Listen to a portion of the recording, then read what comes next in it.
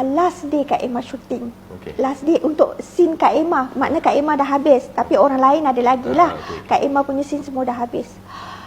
Biasalah diorang kan, kami dah macam family. Lepas tu selalunya bila habis syuting, diorang akan baling air ataupun baling tepung. Oh, celebrate lah. Celebrate lah. Habis lah kan. Hari tu kena baling air. Okey. Baling air, lepas tu okey lah. Kita orang happy lah kan. Okey, terima kasih semua, apa ni semua. Balik rumah, Kak Emma kena gatal-gatal. Macam apa? Macam kena tegur ke apa. Macam tu. Lepas tu demam.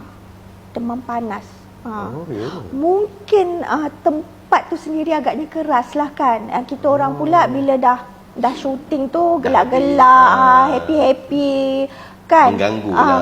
Gelak-gelak, siram sini, siram sana kan. Ada yang marah lah. Ada yang marah lah.